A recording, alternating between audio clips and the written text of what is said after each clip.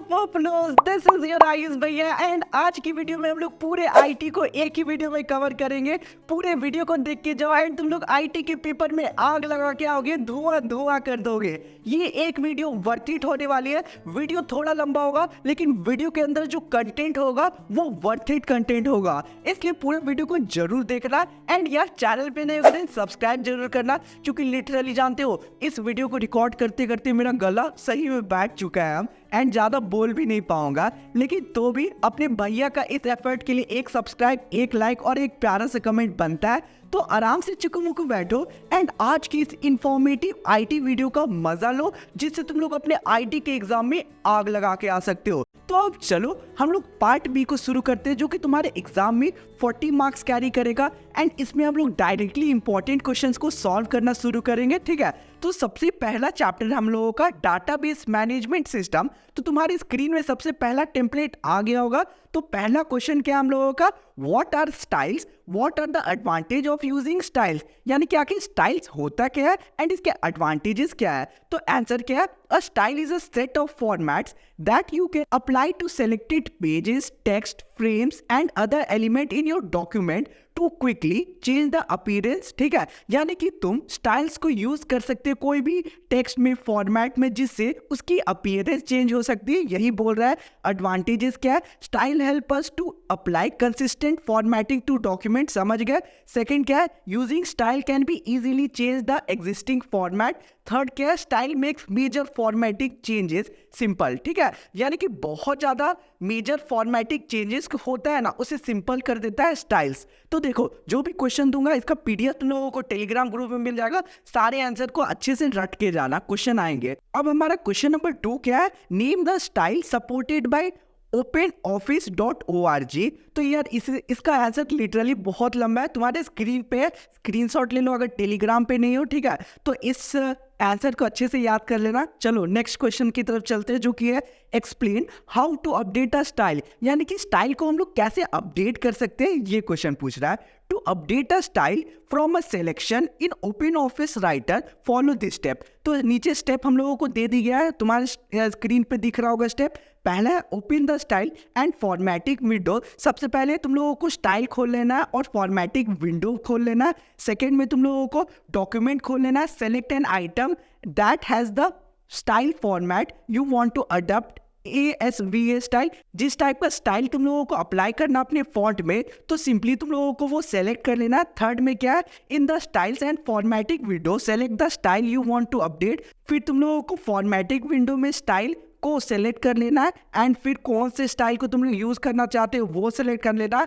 फिर फोर्थ में क्या है, selection icon and click a update style. ठीक है, तो तुम लोगों को सिंपली ये सारे स्टेप्स याद कर लेना है, ज्यादा लोड नहीं लो। केवल आईटी में क्या करना रहता है, तुम लोगों को लिख के आना रहता है। ठीक है, नेक्स्ट क्वेश्चन क्या है, explain any 4 graphic filter. 4 graphic filter के तुम लोगों को एक्सप्लेन करना है। तो कौन कौन सा है, इन्वर्ट है, सेकेंड स्मूथ है, थर्ड शार्पन है, फोर्थ तुम लोगों का पोस्टराइज है। याद कर लेना, थोड़ा थोड़ा एक एक लाइन है। ठीक है, आगे बढ़ते हैं। Explain image cropping. Image cropping क्या होता है उसे एक्सप्लेन करने बोल रहा है। ठीक है, आवाज में थोड़ा चेंज होगा तो इग्नोर मारना, क्योंकि लिटरली बोलते बोलते ये हालत हुआ है। ठीक है, चलो नेक्स्ट आंसर क्या है, इसीलिए तो थोड़ा जल्दी जल्दी पीडीएफ कंप्लीट कर रहा हूँ, क्योंकि मुझे भी लगता है कि शायद अब बोलने की हालत में कुछ देर में मैं नहीं रहूंगा। ठीक है, तो चलो क्वेश्चन नंबर नेक्स्ट कौन सा है, explain image cropping. Image cropping क्या होता है देख लेते हैं। When you are interested in a selection of the image for the purpose of your document you may wish to crop cut off part of it. ठीक है, यानी कि सिंपली एक इमेज को तुम लोग अगर कट करते हो तो वो तुम लोगों का क्रॉपिंग के अंदर आ जाएगा। यही लिखा हुआ है, right click on the image and select the picture from popup menu in the picture dialog. फिर सिंपली तुम लोगों को स्टेप्स दे दिया गया है कि कंप्यूटर में तुम लोग कैसे क्रॉप कर सकते हो। ठीक है, याद कर लेना। नेक्स्ट क्वेश्चन क्या है, explain the following terms for position of graphic. कौन कौन से टर्म है, अरेंजमेंट है, अलाइनमेंट है, एंकरिंग है और टेक्स्ट रैपिंग है। ठीक है, पढ़ लेना अच्छे से, स्क्रीनशॉट ले लो, 5 सेकंड दे रहा हूँ। 1 2 3 4 5 कंप्लीट है, तुम लोग स्क्रीनशॉट ले लो, याद कर लेना। नेक्स्ट क्या है, what is the difference between style and template. एक स्टाइल और टेम्पलेट में क्या डिफरेंस रहता है देख लो, तुम्हारी स्क्रीन पे है।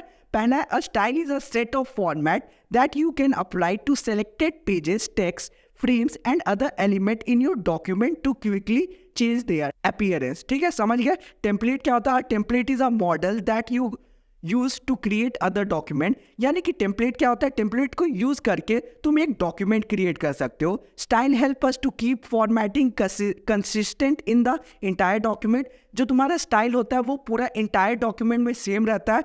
Template help us to keep format consistent across multiple document. तुम लोग जो टेम्पलेट है उसे चेंज कर सकते हो अपने अकॉर्डिंग। उसके बाद क्या लिखा है?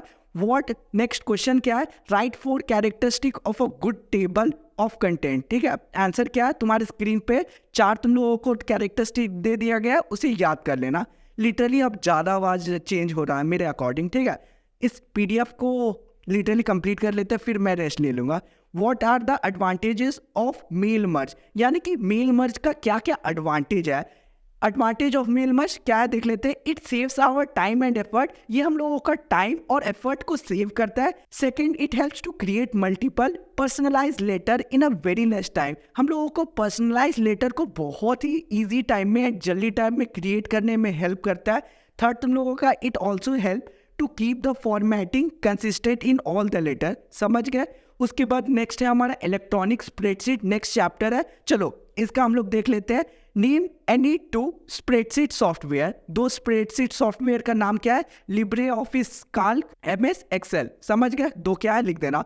What is a worksheet? Worksheet क्या है आखिर? The worksheet is a calc is also referred to as worksheet या spreadsheet। याद कर लेना। The spreadsheet can have many sheets। एक स्प्रेडशीट के अंदर बहुत सारे सीट्स आ सकते हैं। उसके बाद each sheet can have many individual cell arranged in rows and column। कोई भी तुम्हारा वर्कशीट में, ठीक है, बहुत सारे सेल्स, रोज एंड कॉलम आ सकते हैं। उसके बाद the seat tab shows its default name sheet 1, sheet 2, sheet 3। याद कर लेना, हो जाएगा। नेक्स्ट क्वेश्चन क्या है? What is the difference between cell and cell address? रट लेना यार, इंपॉर्टेंट क्वेश्चन है कि सेल और सेल एड्रेस के बीच में आखिर क्या डिफरेंस है। नेक्स्ट क्वेश्चन क्या है? Define relative referencing, mixed and referencing and absolute referencing. याद कर लेना, इसका तुम लोगों को स्क्रीनशॉट ले सकते हो। 5 सेकंड दे रहा हूँ। 1 2 3 4 5 स्क्रीनशॉट ले लिया होगा। चलो नेक्स्ट क्वेश्चन तरह चलते हैं। What are the advantages of using chart in Libre Office Calc? ठीक है, तो एडवांटेज क्या है वो देख लेते हैं। It is much easier to understand, यानी कि इसे समझना बहुत ज़्यादा आसान है। नेक्स्ट है, with the help of chart data and information can be presented in attractive manner. ठीक है, इसे अट्रैक्टिव मैनर में हम लोग कोई भी डाटा को, प्रेजेंटेशन को अपने किसी के थ्रू प्रेजेंट कर सकते हैं, किसी के सामने प्रेजेंट कर सकते हैं। नेक्स्ट क्या है? अ chart is more impressive and informative. कोई भी चार्ट बहुत ही ज़्यादा इंप्रेसिव लगता है और इंफॉर्मेटिव दिखता है। समझ गए? नेक्स्ट क्वेश्चन क्या है? नेक्स्ट क्वेश्चन तुम लोगों को लिटरली एक टेबल दे दिया गया है नीचे, एंड उसके अकॉर्डिंग तुम लोगों को 5 क्वेश्चन को आंसर करना है। इंपॉर्टेंट है, ठीक है, याद कर लो। इस टाइप के क्वेश्चन आएंगे स्प्रेडशीट में, तो इस टाइप के क्वेश्चन 5 मार्क्स के आएंगे, याद करना एंड प्रैक्टिस कर लेना। मैं टेलीग्राम ग्रुप में और ज़्यादा क्वेश्चंस तुम लोगों को दे दूंगा। ठीक है, लिटरली वीडियो बहुत लंबा हो रहा है, इसलिए बहुत ज़्यादा नहीं खींचेंगे। तो मैं लोगों को टेलीग्राम ग्रुप में और भी बहुत सारे स्टडी मटेरियल दे दूंगा।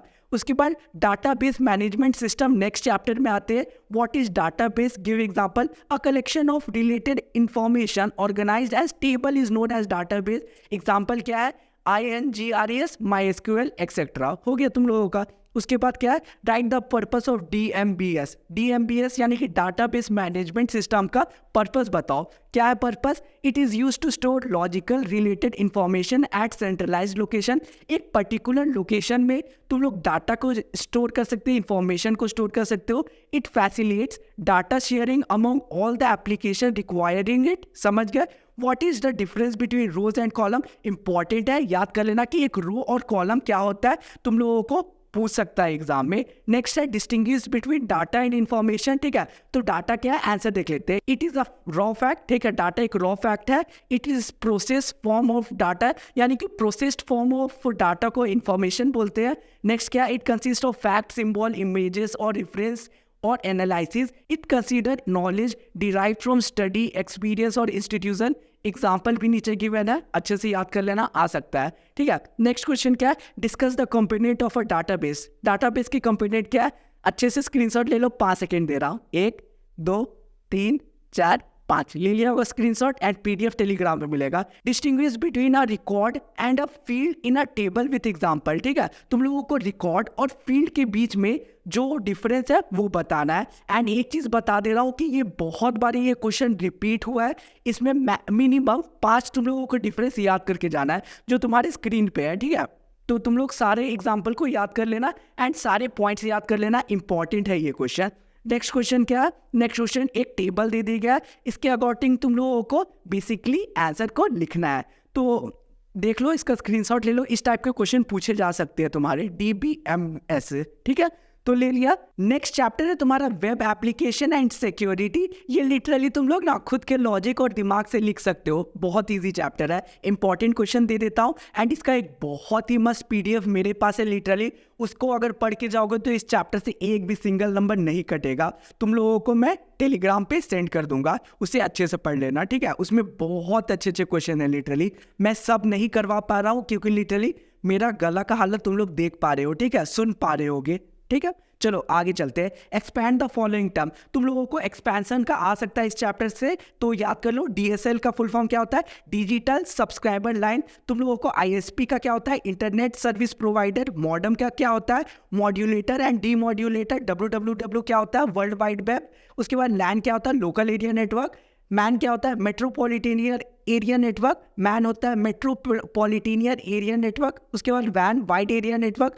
P2P क्या होता है? Peer to peer. MCQ में आ सकता है या फिर 2 मार्क्स में भी आ सकता है, ठीक है। Explain wifi and its significance. यार तुम लोग डेली वाईफाई यूज करते हो, वाईफाई क्या है उसके बारे में थोड़ा सा डिफाइन करोगे, उसके सिग्निफिकेंस के बारे में बता दोगे, जनरल नॉलेज है। अगर तो भी नहीं आता तो स्क्रीनशॉट ले लो, 5 सेकंड दे रहा हूँ। 1 2 3 4 5। नेक्स्ट क्वेश्चन है हमारा जो कि बहुत इंपॉर्टेंट है। Explain P2P architecture and how it is different from client server architecture. तो यार ये बहुत ही ज़्यादा रिपीटेड हुआ है, ये क्वेश्चन रिपीटेड क्वेश्चन है, बहुत बार पूछा जा चुका है, इसलिए ये पूरे आंसर को अच्छे से याद कर लेना। स्क्रीनशॉट ले लो, 5 सेकंड दे रहा हूँ। 1 2 3 4 5 ले लिया स्क्रीनशॉट। उसके बाद list any 5 application based on instant messaging software, यानी कि ऐसे सॉफ्टवेयर का नाम बताओ जो तुम लोग तुरंत जिससे मैसेज कर सकते हो। Google talk, Yahoo messenger, Skype, window live messenger और रेडिफ बोल, ठीक है। तो तुम लोग याद कर लेना नाम, इंपॉर्टेंट है, जिससे तुम लोग इंस्टेंट मैसेज कर सकते हो। नेक्स्ट क्वेश्चन क्या है? What is block? Explain it's use, ठीक है। तो ब्लॉक क्या है, इसके यूजेस पूछ रहा है। तो जनरली ब्लॉक के बारे में बहुत सारे स्टूडेंट्स को नहीं पता रहता है, इसलिए मैंने ये क्वेश्चन पिक किया है, तो इसका स्क्रीनशॉट ले लो। ब्लॉक क्या होता है? A blog is a discussion style site used by non technical और technical users for creating personal web pages, यानी कि ब्लॉग से तुम वेब पेजेस क्रिएट कर सकते हो। Blog are familiar to an online personal diary. Blog एक online personal diary के जैसा होता है, सिंपल टू यूज। ये सिंपल टू यूज होता है, बहुत इजीली यूज कर सकते हो। We can use a blog to convey messages about event, यानी कि ब्लॉग से तुम मैसेजेस भेज सकते हो, इवेंट्स के बारे में कोई अनाउंसमेंट करना उसके बारे में कर सकते हो, न्यूज़ के सेंड कर सकते हो, किसी को रिव्यूज़ भेज सकते हो, ठीक है। याद कर लेना, आई होप बहुत ईजी है। उसके बाद क्या है next question? Write down any 3 points of difference between LAN MAN वैन। ये बहुत इंपॉर्टेंट है, पूछा जाता है हर साल, तो अच्छे से याद कर लो डिफरेंस। 5 सेकंड देता हूँ, स्क्रीनशॉट ले लो। 1 2 3 4 5। नेक्स्ट क्वेश्चन क्या है? Write any 5 precaution that are to be taken at work space, ठीक है। 5 प्रिकॉशन जो कि तुम लोग वर्क स्पेस पे तुम लोगों को लेना चाहिए, यानी कि 5 ऐसे प्रिकॉशन जो तुम लोगों को जहाँ पे तुम लोग काम कर रहे हो वहाँ पे लेना चाहिए। तो कौन कौन से प्रिकॉशन है देख लेते हैं। Take responsibility and clean up, यानी कि तुम लोगों को खुद का रिस्पॉन्सिबिलिटी लेना चाहिए एंड उस जगह को साफ रखना चाहिए। Clean and organize your work space, समझ गए।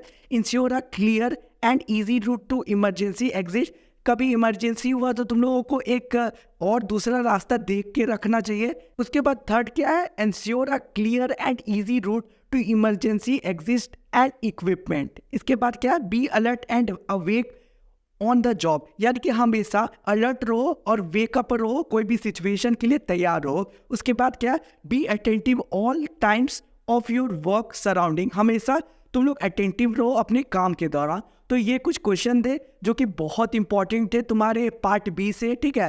तो चलो शुरू करते हैं पार्ट ए से, जो कि है एम्प्लॉयबिलिटी स्किल। तो चलो पार्ट ए को नॉर्मली हम लोग स्क्रीन के हेल्प से पीडीएफ की हेल्प से अच्छे से समझ लेते हैं। धोते जाओ धोते जाओ धोते जाओ धोते जाओ। तो अब हम लोग आ चुके हैं तुम्हारी स्क्रीन पे एंड यहाँ पे तुम लोगों की स्क्रीन पे अब पीडीएफ दिख रहा होगा, आई होप दिख रहा होगा, विजिबल होगा।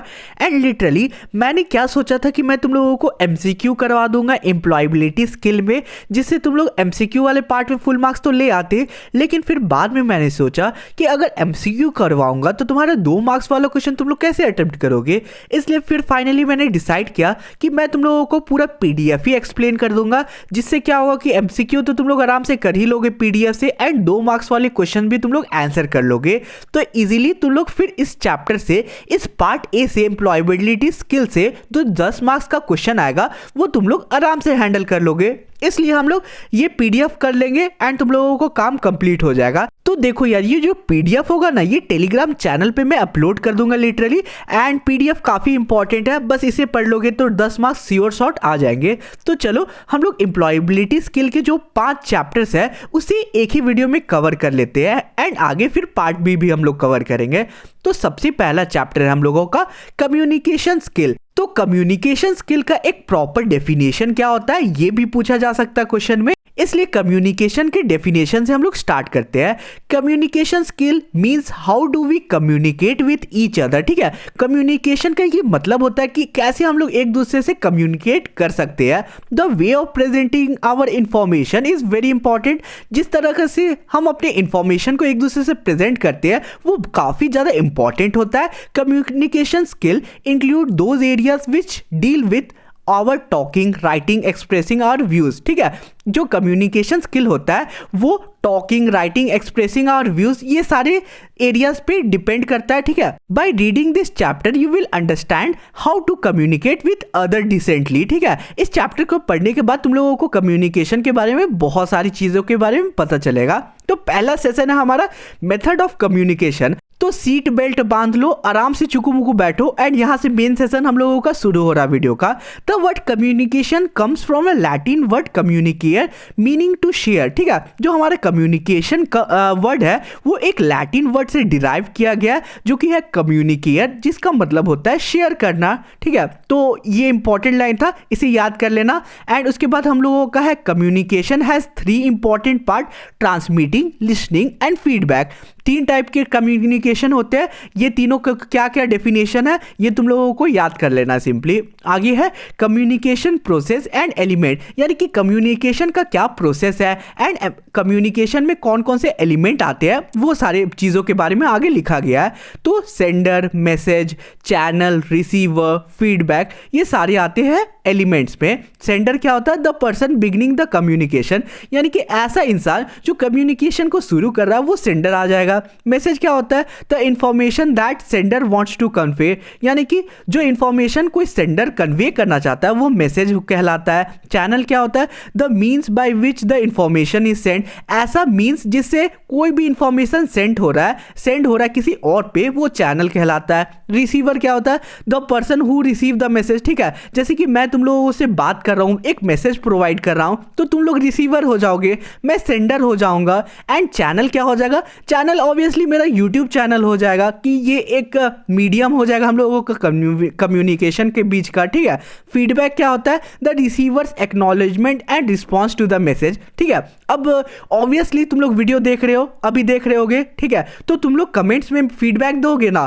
कि तुम लोगों को कैसा लगा वीडियो, तुम लोगों ने लाइक किया कि नहीं, तुम लोग चैनल को सब्सक्राइब करोगे, तो ये सारे फीडबैक पे आ जाएंगे। एंड ऑब्वियसली यार अभी तक कमेंट नहीं किया होगा, प्यारा सा तो कर देना, क्योंकि तुम्हारे आयुष भैया बहुत हेल्प कर रहे हैं तुम लोगों की। एंड लिटरली जानते हो मेरा भी कल एग्ज़ाम है, लेकिन फिर भी मैं इस वीडियो को रिकॉर्ड कर रहा हूँ। मुझे खुद यकीन नहीं हो रहा है कि पता नहीं मैं क्या लिखूंगा एग्ज़ाम में, लेकिन कोई बात नहीं, देख लूँगा। ठीक है, तो नेक्स्ट क्या है? Method of communication. तो अलग अलग मेथड ऑफ कम्युनिकेशन होता है। ठीक है, फेस टू फेस, इनफॉर्मल, ठीक है, कम्युनिकेशन, ईमेल, नोटिसेस, पोस्टर, ठीक है, business meeting, social network, message, phone call और for communication, newsletter, blog etcetera. ये सारे मीन्स होते हैं, अच्छे से याद कर लेना। ठीक है, क्वेश्चन में पूछ देगा what are the means of communication, and सारे को लिखना होगा। 2 मार्क्स के क्वेश्चन आएंगे। ठीक है, तो तुम लोगों को एटलीस्ट 4 लिखना होगा। तो नेक्स्ट क्या है? Choosing the right method of communication depend on, यानी कि तुम लोगों का जो राइट मेथड है कम्युनिकेशन का वो किस चीज़ पे डिपेंड करता है, target audience, cost, kind, type of information, urgent, priority. ये हो गया, याद कर लेना। अब हमारा सेशन 2 शुरू होगा, दैट इज वर्बल कम्युनिकेशन। अब यहाँ तक सेशन को देख लिया होगा तो एक 5 सेकंड का ब्रेक बनता है। चलो 5 सेकंड तुम लोगों को देता हूँ। 1 2 3 4 5 तुम लोगों का ब्रेक कंप्लीट होता है, पानी उनी पी लिया होगा, फ्रेश हो गया होगा। चलो सेशन 2 शुरू करते हैं, दैट इज वर्बल कम्युनिकेशन। तो यार वर्बल कम्युनिकेशन क्या होता है ये तुम लोगों को पता होना चाहिए। वर्बल यानी कि मैं तुम लोगों को बोल के समझा रहा हूं, तो ये वर्बल कम्युनिकेशन में आया। Verbal communication includes sounds, words, language and speech. ठीक है, तुम लोगों को डेफिनेशन काफी इंपॉर्टेंट होगा, पूछ देगा what are the verbal communication, what is verbal communication, types of verbal communication, यानी कि explain the types of verbal communication आ जाएगा। तो तुम लोगों को सिंपली डेफिनेशन लिखना होगा और नीचे टाइप्स ऑफ वर्बल कम्युनिकेशन जो अभी एक्सप्लेन करूंगा उसके बारे में लिखना होगा। तो क्वेश्चन कोई भी सेंटेंस से, कोई भी टॉपिक से पूछ के आ सकता है, इसलिए सारे को अच्छे से सुनो एंड याद करते जाओ। ठीक है, तो verbal communication include sounds, words, language and speed. यानी कि जो वर्बल कम्युनिकेशन होता है वो साउंड को इंक्लूड करता है, वर्ड्स को, लैंग्वेज को और स्पीच को इंक्लूड करता है। ये सारे वर्बल कम्युनिकेशन के अंदर आ जाएंगे। Speaking is one of the most effective and commonly used ways of communicating. तुम लोगों को पता है कि मैं तुम लोगों को बोल के पढ़ा रहा हूं, तो ये सबसे इफेक्टिव वे है जिसे कोई कम्युनिकेट कर सकता है। It helps in expressing our emotion in word. इससे हम लोगों को अपने इमोशन को बताने में, समझाने में काफ़ी ज़्यादा हेल्प मिलता है। ऑब्वियसली मेरा इमोशन अभी तुम लोग समझ रहे हो कि मैं पढ़ाने की कोशिश कर रहा हूँ, समझाने की कोशिश कर रहा हूँ, तो वो इमोशन तुम लोगों को क्लियर हो रहा होगा। तो वर्बल कम्युनिकेशन से ये और ज़्यादा क्लियर पता चलता है। अब टाइप्स ऑफ वर्बल कम्युनिकेशन क्या होता है यार, वो देखते हैं। आई होप पॉपुलर तुम लोगों को समझ आ रहा होगा। कमेंट्स में बताना, कमेंट्स में प्यारा प्यारा एक हार्ट छोड़ देना। ठीक है, types of verbal communication: interpersonal communication, written communication, small group of communication, public communication. अब ये क्या होता है यार, ये तुम लोगों को डेफिनेशन याद कर लेना है। The form of communication takes place between two individual and is thus a one in one conversation. It can be formal और इनफॉर्मल। यानी कि जो हमारा पहला टाइप है जो कि इन पर्सनल कम्युनिकेशन है, ये क्या होता है, ऐसा कम्युनिकेशन जो दो इंसान के बीच, दो इंडिविजुअल के बीच चल रहा है, उसे हम लोग इंटरपर्सनल कम्युनिकेशन बोलते हैं। रिटन कम्युनिकेशन क्या होता है, सपोज मैं तुम लोगों को व्हाट्सएप पे मैसेज कर रहा हूँ, टेलीग्राम पे मैसेज कर रहा हूँ, तो ये रिटन कम्युनिकेशन में आ जाएगा। स्मॉल ग्रुप ऑफ कम्युनिकेशन क्या होता है, this type of communication take place when there are more than 2 people. यानी कि सपोज हम लोग मीटअप करते हैं, ठीक है, कभी फ्यूचर में मीटअप करेंगे यार, अपने भैया को भूलना मत, क्योंकि तुम लोगों को क्लास 10th के बाद भी क्लास 11th एंड 12th में साथ रहूंगा। ठीक है, साथ रहूं या ना रहूं, लेकिन भूलना मत यार कि तुम्हारे आयुष भैया भी थे जिन्होंने 10th में हेल्प किया था। ठीक है, तो देखो कभी भी हम लोग सपोज मीटअप रखेंगे तो मैं सबको इन्वाइट करूंगा, तो तुम लोगों में से बहुत कोई आओगे। तो कभी भी कन्वर्सेशन दो इंसान से ज़्यादा के बीच में हो रहा है तो स्मॉल ग्रुप ऑफ कम्युनिकेशन होगा। ठीक है, दो इंसान से ज़्यादा जब भी कम्युनिकेशन तुम लोग किसी से कर रहे हो तो स्मॉल ग्रुप ऑफ कम्युनिकेशन में आ जाएगा। पब्लिक कम्युनिकेशन क्या होता है, this type of communication takes place when one individual addressing a large gathering. Suppose मैंने मीटअप रखा एंड बहुत सारे हजारों स्टूडेंट्स आ गए। ठीक है, तुम लोग पूरा प्यार दिखाते हुए मुझे मीटअप रखूंगा, पूरा रोड जाम कर दोगे, ये करोगे, तो बहुत सारे जब पब्लिक कहीं पे जमा हो जाएंगे, ठीक है, एंड जब मैं भाषण दूंगा, कुछ तुम लोगों को एक्सप्लेन करूंगा, तो वो पब्लिक कम्युनिकेशन में आ जाएगा। समझ गए? अब एडवांटेजेस ऑफ वर्बल कम्युनिकेशन क्या होता है वो देखते हैं। It is an easy mode of communication in which you can exchange ideas by saying what you want and get a quick response। ठीक है, एडवांटेज क्या है कि इससे तुम लोगों को तुरंत ही अपने आइडियाज एक्सचेंज कर सकते हो एंड तुम लोगों को क्विक रिस्पॉन्स मिलता है वर्बल कम्युनिकेशन से। तो एडवांटेजेस पूछ देगा सिंपली क्वेश्चन में, what are the advantage of verbal communication, तो तुम लोगों को लिखना होगा simply exchange of ideas topic दोगे, उसके बारे में थोड़ा सा 5-6 लाइन चेप दोगे अपने मन से कि इससे exchange of ideas when two और more people communicate, it is easy to communicate and share ideas with each other. ऐसे ऐसे लाइंस चेप देना है, तुम लोगों को फुल मार्क्स मिल जाएगा। सेकंड तुम लोग पॉइंट में लिख दोगे quick response, when we communicate with each other there is a very fast time of response in which any one could get response very quickly, ठीक है। तो ये सारी चीज़ें लिख दोगे। डिसएडवांटेजेस ऑफ वर्बल कम्युनिकेशन क्या होता है यार, अब वर्बल कम्युनिकेशन का क्या दिक्कत होता है, डिसएडवांटेज होता है, ये पूछ देगा तो क्या लिखोगे? Since verbal communication depend on written और spoken words, sometimes the meaning can be confusing and difficult to understand if the right word are not used. Suppose मैं तुम लोगों को कुछ कन्वे करने की कोशिश कर रहा हूं, ठीक है, एंड उसमें कुछ गलत वर्ड मैं यूज कर दूंगा तो तुम लोगों को थोड़ा कंफ्यूज हो जाओगे, ठीक है। तुम लोगों को समझ नहीं आएगा कि भैया ने किस वर्ड का यूज कर दिया, ये वर्ड तो मुझे जान पहचान में भी नहीं है, कोई डिफिकल्ट वर्ड मैं यूज कर दूंगा जिसे तुम लोग नहीं जानते होगे, तो ये एक डिसएडवांटेज हो जाएगा, ठीक है, वर्बल कम्युनिकेशन का। मास्टरिंग वर्बल कम्युनिकेशन, ठीक है, तो क्या है? थिंक बिफोर यू स्पीक, ठीक है, यानी कि तुम लोगों को बोलने से पहले कुछ चीज़ों के बारे में सोच के बोलना चाहिए, ठीक है। तो मास्टरिंग वर्बल कम्युनिकेशन में पहला है थिंक बिफोर you speak, ठीक है। Think about your topic, think about most effective ways make your listeners, ठीक है, ये सारी चीज़ें याद कर लेना। अंडरस्टैंड द टॉपिक है हम लोगों का नेक्स्ट, तो हम लोगों का याद कर लेना अंडरस्टैंड द टॉपिक में जो पॉइंट्स है, ठीक है। अब हम लोगों का सेकेंड सेशन भी कंप्लीट होता है, थर्ड सेशन में घुसेंगे हम लोग, जो कि है नॉन वर्बल कम्युनिकेशन। तो यहाँ पे भी 5 सेकेंड का ब्रेक दे रहा हूँ, 5 सेकेंड में तुरंत ही पानी पियो, फ्रेशन अप हो जाओ, क्योंकि मुझे पता है तुम लोग एग्जाम दे के आए होगे, बहुत ज़्यादा फ्रस्ट्रेटेड होगे, ठीक है। तो कोई बात नहीं, तुरंत ही नींद आ रहा होगा तो तुरंत ही घूम के आ जाओ। 5 सेकेंड दे रहा हूँ, 1 2 3 4 5। चलो अब हम लोग नॉन वर्बल कम्युनिकेशन का सेशन को कंटिन्यू करते हैं। तो यार तुम्हारा नॉन वर्बल कम्युनिकेशन अब क्या होता है यार? वर्बल में हम लोग बोल के कम्युनिकेट करते थे, बोल के अपने आइडियाज को शेयर करते थे, लेकिन नॉन वर्बल में क्या होगा तुम्हारा? Non verbal communication is the expression और एक्सचेंज ऑफ इंफॉर्मेशन और message without using any spoken और रिटन वर्ड, यानी कि तुम लोग बिना कोई स्पोकन वर्ड का यूज किए हुए, बिना कोई रिटन वर्ड का यूज किए हुए कभी भी अपने आइडियाज को एक्सप्रेस करते हो, तो वो नॉन वर्बल कम्युनिकेशन के अंदर आ जाता है, ठीक है। Importance of non verbal communication क्या होता है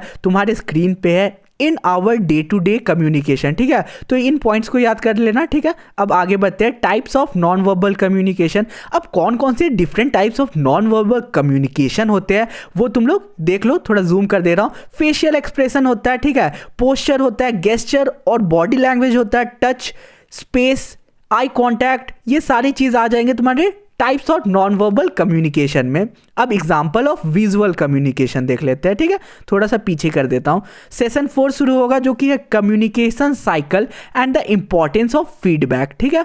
तो ये जो ऊपर का तुम लोग डेफिनेशन देख रहे हो, इसे याद कर लेना। टाइप्स ऑफ फीडबैक अब क्या क्या होता है, तुम लोगों को क्वेश्चन पूछ देगा what are the different types of feedback, तो तुम लोगों को पता ही नहीं होगा, ठीक है। सपोज अब तुम लोग वीडियो देख रहे हो, ठीक है, पॉजिटिव फीडबैक कुछ मुझे पता है पोपलू गैंग तुम लोग सब सपोर्ट करते हो, लेकिन उनमें से भी 100 लोग में से एक तो हेट जरूर करते हैं, मुझे पता है, ठीक है। तो पॉजिटिव फीडबैक वो होगा जब तुम लोग मेरे बारे में बहुत अच्छे अच्छे कमेंट्स लिखोगे, जो कि तुम लोग लगभग में सब लिखते हो, ठीक है, 99% लिखते हो। उसके बाद नेगेटिव फीडबैक क्या होगा? जो 1% लोग जो वीडियो के बारे में खराब बोलेंगे कि चैनल बेकार है, ये सारे लोग जो है वो नेगेटिव फीडबैक में आएगा, ठीक है। कमेंट्स में कर देंगे कि समझ नहीं आया भैया वीडियो, ठीक है, आप अच्छा नहीं एक्सप्लेन करते हो, तो ये सारे नेगेटिव फीडबैक में आएंगे। नो फीडबैक यानी कि सपोज ठीक है, तुम लोग वीडियो देख रहे हो एंड तुम लोगों में से कोई फीडबैक दे ही नहीं रहा है, कमेंट कर ही नहीं रहा है, तो वो सारे हो जाएंगे नो फीडबैक, ठीक है, जो कि मोस्ट ऑफ द तुम लोग करते हो। लेकिन यार इस वीडियो के लिए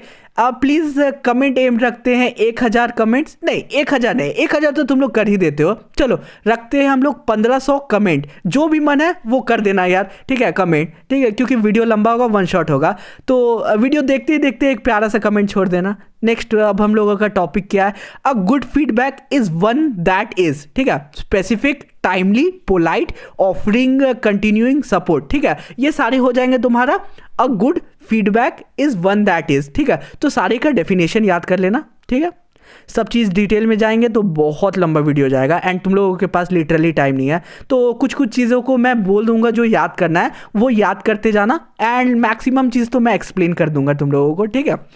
अब तुम लोगों का इंपॉर्टेंस ऑफ फीडबैक, आखिर फीडबैक का क्या इंपॉर्टेंस है, ठीक है। तो हम लोगों का पहला क्या है, it validates effective listening, the person providing the feedback knows that have been understood and that their feedback provide some value. ठीक है, अगर तुम लोग फीडबैक देते हो तो एक वैल्यू ऐड कर देते हो वीडियो में, तो वो पहला पॉइंट है। सेकंड क्या है, इट मोटिवेट्स, ऑब्वियसली तुम लोग अच्छा लिखोगे, अच्छा बोलोगे वीडियो के बारे में, तो वो मुझे मोटिवेट करता है। सपोज तुम लोग बहुत सारे अच्छे अच्छे कमेंट भर दोगे तो वो ऑब्वियसली मुझे मोटिवेट करेगा कि जल्दी जल्दी मैं IT का तुम लोगों का नेक्स्ट वीडियो ला के दूँ। ठीक है, तो ये मोटिवेट हो गया। तो तुम लोगों का नेक्स्ट पॉइंट है, इट इज़ ऑलवेज देयर। ठीक है, तो ये याद कर लेना ये पॉइंट। उसके बाद इट बूस्ट लर्निंग, तो फीडबैक से लर्निंग में बूस्ट होता है। इट इंप्रूव्स परफॉर्मेंस, ऑब्वियसली तुम लोग अच्छा फीडबैक दोगे तो मेरे परफॉर्मेंस में इन्हांसमेंट होगा। तो हम लोगों का इस सेशन भी कंप्लीट होता है। अब सेशन नंबर 5 यानी कि टॉपिक नंबर 5 क्या है, बैरियर ऑफ इफेक्टिव कम्युनिकेशन। चलो फिर से 5 सेकेंड का टाइम दे रहा हूं, आराम से पानी पी लो।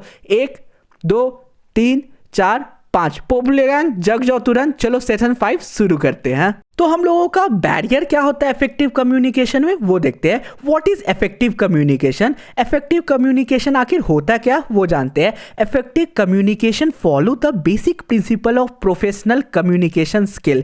समझ गए डेफिनेशन। उसके बाद बैरियर ऑफ इफेक्टिव कम्युनिकेशन, कौन कौन से बैरियर होते हैं इफेक्टिव कम्युनिकेशन में। फिजिकल बैरियर होता है, लिंग्विस्टिक बैरियर होता है, इंटरपर्सनल बैरियर होता है, ऑर्गेनाइजेशनल बैरियर होता है। ठीक है, फिर कल्चरल बैरियर होता है। तो ये सारों को बस डेफिनेशन याद कर लेना। ठीक है, लोड मत लेना ज़्यादा, डेफिनेशन याद कर लेना, काम हो जाएगा। ठीक है, 2 मार्क्स का बेसिकली तुम लोगों को क्वेश्चन पूछा जाएगा, उससे ज़्यादा का नहीं पूछा जाएगा।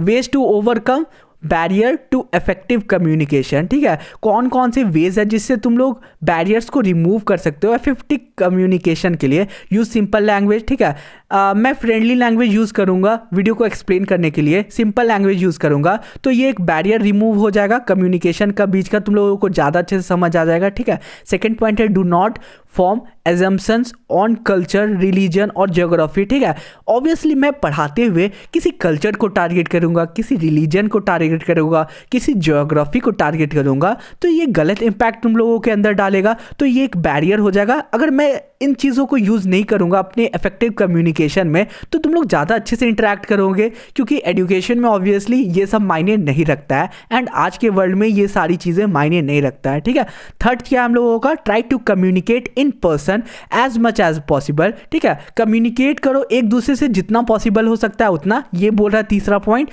यूज विजुअल्स का यूज करने बोल रहा है फोर्थ पॉइंट। उसके बाद take help of a translator to overcome difference in language. Suppose मैं तुम लोगों को एग्जांपल देता हूँ कि सपोज तुम्हारे स्टेट के कोई CM होंगे। ठीक है, तो फॉरेन से अगर कोई उनसे मिलने आएगा, सपोज साउथ अफ्रीका से कोई मिलने आया, ठीक है, जो वहाँ का लोकल लैंग्वेज बोल रहा होगा, तो हमेशा कोई भी बड़े बड़े लोग होते हैं ना, उसके साथ ट्रांसलेटर रहता है जो दूसरे स्टेट से, दूसरे कंट्री से लोग आते हैं, उसके बातों को ट्रांसलेट करके तुम लोगों को बताता है। ठीक है, पर्टिकुलर इंसान को कन्वे करता है कि ये इंसान ये बोलने की कोशिश कर रहा है। तो ट्रांसलेटर से ये जो लैंग्वेज का डिफरेंस है ना, वो दूर हो जाता है। Be respectful of other opinions. ठीक है, सपोज तुम लोगों का कुछ ओपिनियन होगा एंड मैं उसे रिस्पेक्ट करूंगा, तो वो एक इफेक्टिव कम्युनिकेशन का फायदा होगा। ठीक है, अगर तुम लोग कोई ओपिनियन दे रहे हो मुझे एंड मैं तुम लोगों को बोलूँगा कि यार तुम्हारा ओपिनियन बेकार है, तुम लोग बेकार चीज़ बोल रहे हो, तो ऑब्वियसली इससे कम्युनिकेशन में एक बाधा आती है। तो यही बोल रहा है आखिरी पॉइंट। उसके बाद हम लोगों का है 7 C's ऑफ कम्युनिकेशन। ये जो फ्लो चार्ट देख रहे हो तुम्हारे स्क्रीन पे, जो चार्ट है इसे याद कर लो। क्लैरिटी, कंप्लीटनेस, कॉन्साइजनेस, कॉन्क्रीटनेस, कर्टीनेस, ठीक है, करेक्टनेस, कंसीडर, ये सारे 7 C's ऑफ कम्युनिकेशन है, याद कर लेना। पूछे जा सकते हैं MCQ में कि कम्युनिकेशन के कितने टाइप्स होते हैं, तो ये सारे C's तुम्हारे 7 C's ऑफ कम्युनिकेशन है। उसके बाद सेशन 6 है हम लोगों का writing skill part of speech. ठीक है, तो आई थिंक हम लोगों का PDF आखिरी चल रहा है, तो जल्दी से इसे कंप्लीट कर लेते हैं। कैपिटलाइजेशन रूल, ठीक है, punctuation, full stop, comma, question mark, explanation mark, ये सारे आते हैं तुम्हारे पंचुएशन में। बेसिक पार्ट ऑफ स्पीच क्या है वो तुम लोग देख लो, डेफिनेशन है। उसके बाद session 7 writing skill, sentence active and passive imperative sentence, ये तुम्हारा ग्रामर का है, आई होप तुम लोगों ने पढ़ा होगा, ठीक है। एंड इससे हम लोगों का इसी के साथ यूनिट 1 कंप्लीट होता है एंड यूनिट 2 अब हम लोग स्टार्ट करेंगे, ठीक है। आई थिंक 20 मिनट का टाइम हो गया, 20 मिनट में हम लोगों ने एक चैप्टर कंप्लीट कर दिया होगा। अगर तुम लोग तेज देख रहे होगे तो और जल्दी कंप्लीट हो गया होगा। तो इतना जल्दी हम लोगों ने एक यूनिट कंप्लीट कर दिया। चलो यूनिट 2 को कंप्लीट करते हैं, जो कि है तुम्हारा सेल्फ मैनेजमेंट स्किल। एंड उससे पहले यार एक ब्रेक तो बनता है, मैं भी पानी पी लेता हूँ, तुम लोग भी पानी पी लो। 5 सेकेंड का टाइम देता हूँ।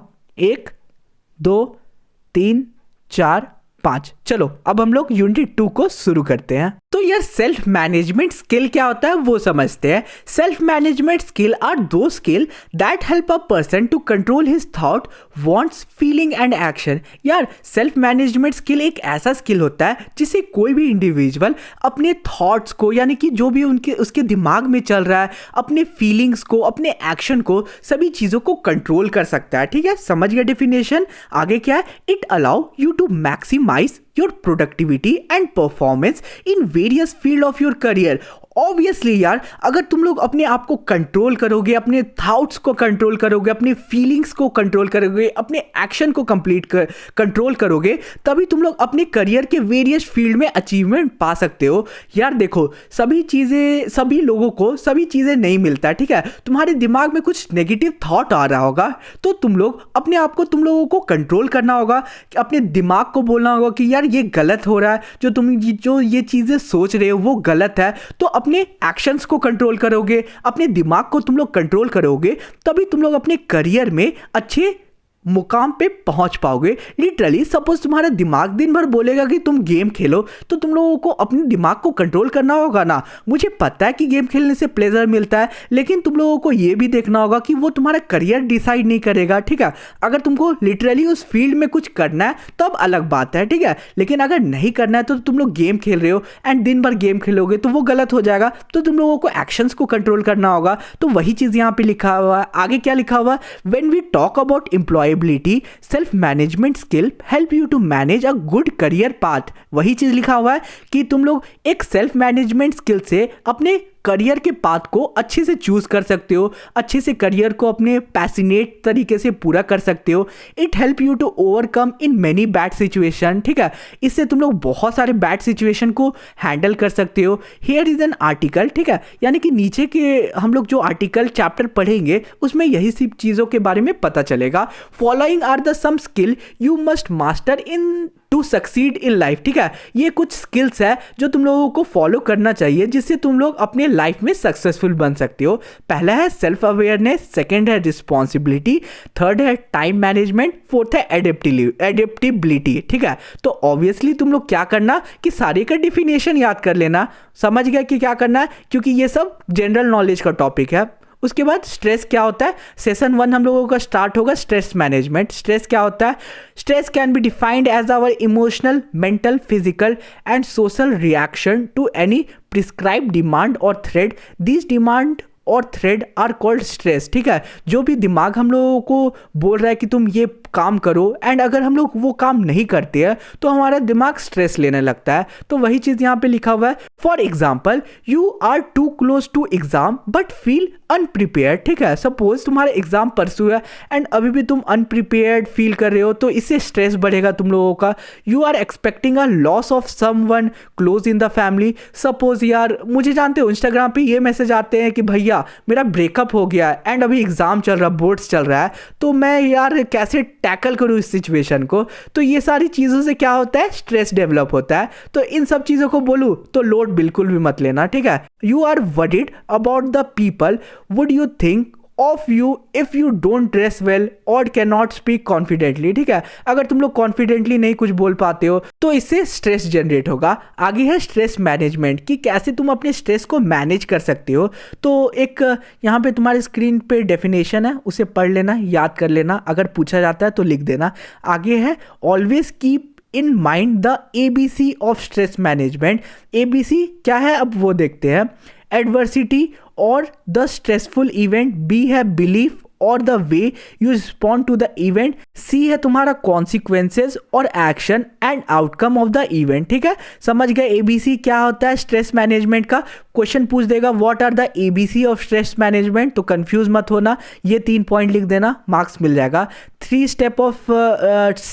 Steps to manage stress. ठीक है, 3 ये स्टेप्स है जिसे तुम मैनेज कर सकते हो अपने स्ट्रेस को। स्क्रीनशॉट ले लो, याद कर लेना। ठीक है, PDF चाहिए होगा तो टेलीग्राम ग्रुप ज्वाइन कर लेना, लिंक डिस्क्रिप्शन में है। यार अभी तक तुम लोगों ने इंस्टा पे फॉलो किया है कि नहीं बताओ तुम लोगों ने। अभी देखो इंस्टा का तुम लोगों को बायो का तुम लोगों को प्रोफाइल दिख रहा होगा, यार नहीं किया होगा तो कर लेना यार। वहाँ पे हम एक दूसरे से कनेक्ट कर सकते हैं एंड तुम लोग लिटरली मुझसे बात भी कर सकते हो। ठीक है, तो चलो हम लोग आगे बढ़ते हैं। आगे है तुम्हारा management technique. Here are few simple stress management technique. Time management, proper time management is one of the most effective stress relieving technique. ठीक है, तुम लोग अगर प्रॉपरली अपने टाइम को मैनेज करते हो तो इससे तुम लोगों का स्ट्रेस काफ़ी ज़्यादा मैनेज होगा। Physical exercise and fresh air, obviously अगर तुम लोग फ्रेश एयर में घूमोगे, प्रॉपरली जिम करोगे, ठीक है, जिम नहीं भी करोगे तो प्रॉपरली आउटडोर एक्टिविटी करोगे। ठीक है, तो इससे तुम लोगों को क्या होगा कि स्ट्रेस कम होगा, क्योंकि तुम्हारा माइंड कहीं और डाइवर्ट हो जाएगा, तो स्ट्रेस नहीं लेगा।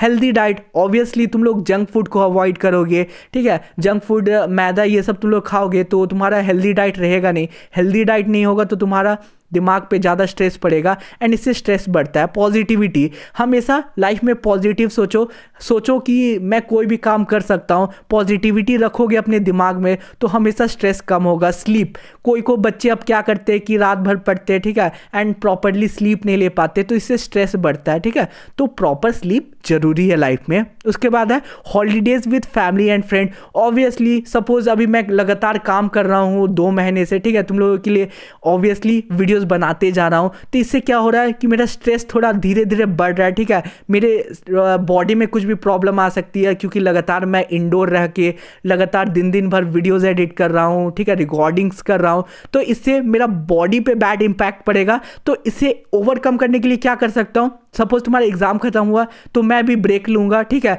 अपने फैमिली के साथ आउटडोर पे जाऊंगा, प्रॉपरली जिम करूंगा। ठीक है, तो इससे क्या होगा कि मेरे बॉडी पे एक प्रॉपर इफेक्ट पड़ेगा। ठीक है, कि 2 महीने मैंने जो भी अंदर से मेरा दिक्कत हुआ होगा, ठीक है, सपोज मेरे आई पे काफ़ी ज़्यादा स्ट्रेन पड़ा होगा स्क्रीन को देख के, तो वो सारी चीज़ें मैनेज होगी। ठीक है, यानी कि अपने फैमिली और फ्रेंड के साथ घूमना बहुत ज़रूरी है स्ट्रेस मैनेजमेंट के लिए।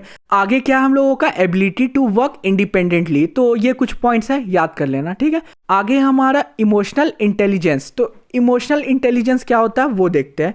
Emotional intelligence is the ability to identify and manage one's own emotion. ठीक है, कभी भी तुम लोग किसी के इमोशंस को पकड़ते हो, ठीक है, तो वो तुम लोगों का होगा इमोशनल इंटेलिजेंस। ठीक है, तो इमोशनल अवेयरनेस क्या होता है, the ability to identify and name one's own emotion. ठीक है, यानी कि एक ऐसी एबिलिटी जिससे तुम दूसरों की इमोशंस को पकड़ लेते हो, ठीक है, एंड इससे तुम लोग इमोशनल अवेयरनेस बोल सकते हो। ठीक है, हार्डनेसिंग इमोशन क्या होता है याद कर लेना, मैनेजिंग इमोशन क्या होता है उसे याद कर लेना।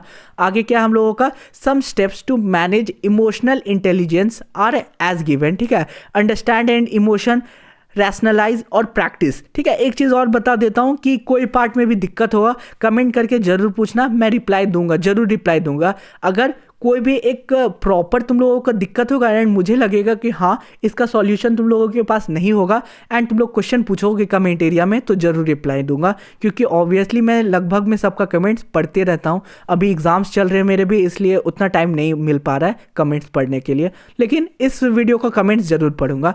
तो हम लोगों का सेशन 2 शुरू होगा जो कि है self awareness, strength and weakness analysis. ठीक है, तो एक ब्रेक बनता है, 5 सेकेंड का ब्रेक ले लो, पानी पी लो अच्छे से।